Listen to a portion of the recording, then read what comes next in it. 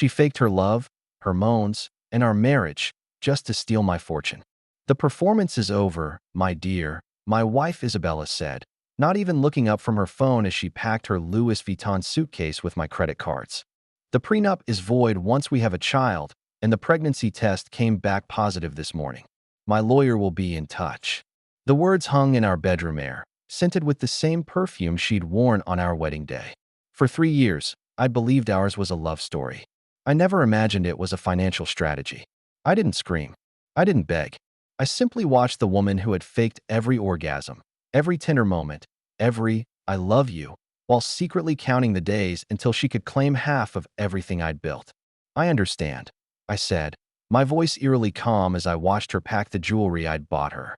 What she didn't know was that I'd known about her plan for months, and I'd been preparing a reception worthy of her performance.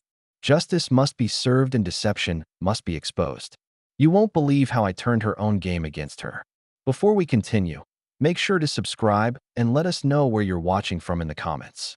My name is Harrison. I built my cybersecurity company from a college dorm room into an empire worth over $200 million.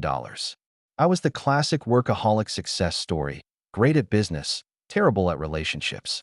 Then I met Isabella at a charity gala. She was breathtaking, a former actress turned art gallery manager with a laugh that could light up a room. She claimed she loved my quiet intensity and that she was tired of dating shallow Hollywood types. Harrison thinks he's found the perfect woman, but there are already subtle signs that something isn't right. Can you spot what he's missing? For the first time in my life, I let my guard down.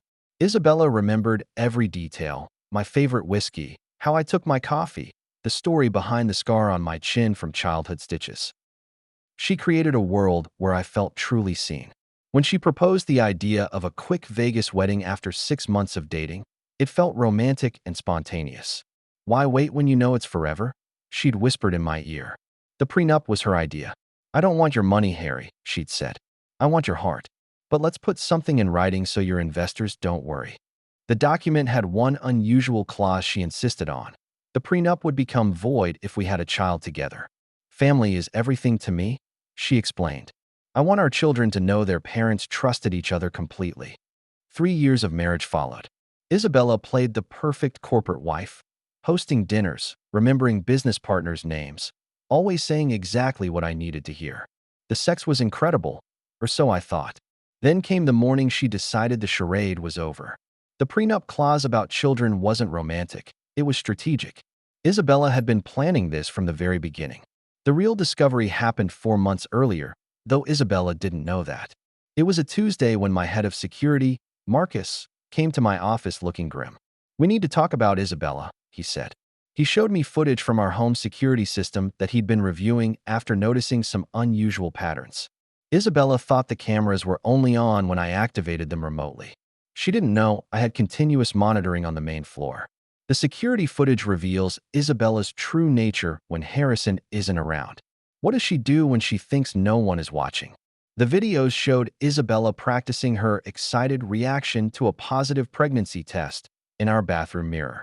Then footage from the previous week showed her meeting with a man at a discreet coffee shop, her ex-boyfriend Kyle, who she'd told me she hadn't spoken to in years. Marcus had dug deeper. Kyle wasn't just an ex, he was a con man with a history of romance scams. Isabella had several sealed juvenile records for fraud. The art gallery job was a front. She'd been installed there by Kyle to meet wealthy clients. The pregnancy test was fake. The entire marriage was a long con. Isabella isn't working alone. She's part of a professional scam team. But Harrison has one advantage. They don't know he knows. Instead of confronting her, I went into strategic mode.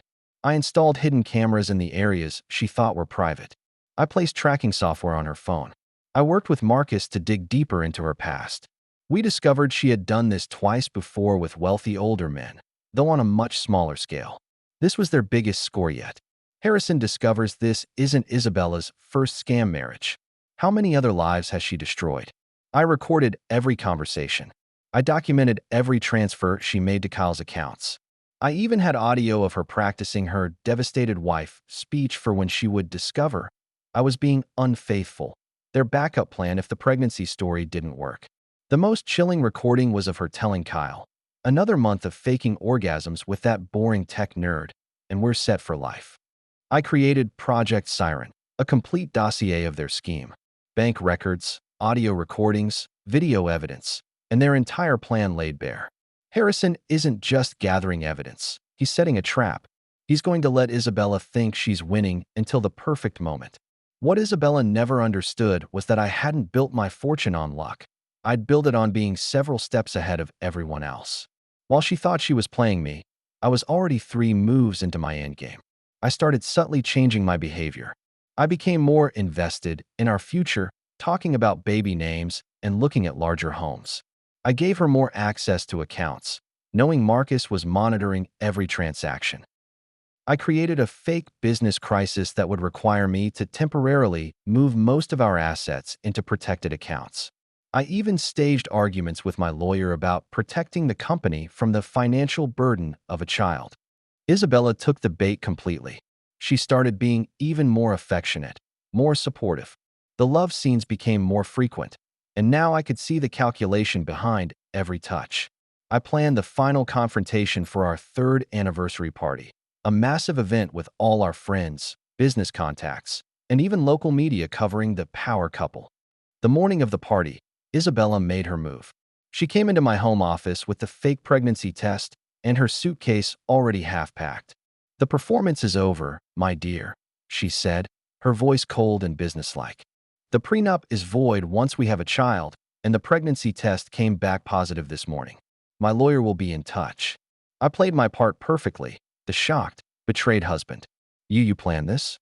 "Don't take it personally, Harry," she said, not even looking at me as she packed my grandmother's emerald necklace. "It's just business." She swept out of the house, undoubtedly heading to Kyle's apartment to celebrate. What she didn't know was that every word had been recorded, that Kyle's apartment was under surveillance, that her phone was tracking her every move. That evening, the anniversary party went forward as planned. 500 guests in our ballroom, wondering where the hostess was. I stood at the podium, looking devastated. "Most of you are wondering where Isabella is," I began, my voice cracking perfectly. "She left me this morning." A sympathetic murmur went through the crowd. The guests think this is a tragic marriage story. They have no idea they're about to witness the most spectacular public exposure imaginable. "I have something to show you all," I said, nodding to the AV team. The massive screens around the ballroom lit up with security footage of Isabella practicing her pregnancy test reaction. Then her meetings with Kyle. Then the audio. Another month of faking orgasms with that boring tech nerd, and we're set for life. The crowd gasped. Camera phones came out. The public humiliation is devastating, but the real drama is just beginning. Where is Isabella during all this? Right on cue, Isabella swept into the ballroom, having decided to make a dramatic entrance to reconcile and secure her position. She froze when she saw her face on the screens, her voice echoing through the ballroom. The media representatives I'd secretly invited moved in for close-ups as she stood there, exposed and horrified. "Hello, darling," I said into the microphone. "I believe you know you're on camera?" She stared at me, her face a mask of shock and fury. "You knew?" "Months ago," I said calmly. "I've just been waiting for you to make your final move." Isabella's dramatic entrance was exactly what Harrison anticipated. She walked directly into her own public execution. The fallout was immediate and brutal. The video went viral within hours. Isabella and Kyle were arrested the next morning on multiple charges of fraud, conspiracy, and embezzlement. My lawyers used the evidence to not only uphold the prenup, but to sue them for millions in stolen assets and legal fees. The legal battle reveals even more shocking details about Isabella's past. How many other victims were there? The investigation uncovered 4 other wealthy men she had targeted in the past decade. 2 had killed themselves after losing everything to her schemes. I established the Authentic Love Foundation to help victims of romance scams rebuild their lives. The media coverage was extensive, positioning me as the victor rather than the victim. Isabella and Kyle both took plea deals, avoiding a public trial that would have exposed even more of their crimes. She got 8 years. He got 12. The foundation isn't just charity. It's the final piece of Harrison's revenge, ensuring Isabella's name becomes synonymous with deception. Isabella requested to see me before her sentencing. She looked nothing like the sophisticated socialite I'd married, just a tired woman in an orange jumpsuit. You destroyed my life, she said, her voice hollow. You tried to steal mine, I replied. There's a difference. She finally met my eyes. I did love you in my way. I almost laughed. You loved my money. You loved the life I could give you. But you never loved me. She looked away. Kyle said it would be easy. That tech guys were desperate and lonely. And were they? I asked. Was I? She didn't answer for a long time. You were different. You saw me. The real me, not the character I was playing. That's why I had to leave when I did. That's the tragedy, isn't it? I said. If you'd been real, you could have had everything you were pretending to want. The guard came to take her away. She looked back once, and in that moment, I saw the ghost of the woman I thought I'd married. In their final moment, Isabella admits Harrison was different, making her betrayal even more senseless and tragic. Today, my company is stronger than ever. The publicity actually helped business. Everyone wants cybersecurity from the man who outsmarted professional con artists. I'm dating Laura, a programmer I met through the foundation. She knows my whole story and loves me for my scars, not despite them.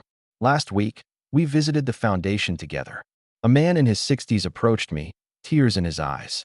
You saved me from making the same mistake, he said. I was about to propose to a woman who fit Isabella's pattern exactly. As we walked out, Laura took my hand. You turned your nightmare into something that protects people, she said. I looked at the woman who had never once faked anything with me and finally understood what real love felt like. The fortune Isabella tried to steal is now being used to build something meaningful. And that's the sweetest revenge of all.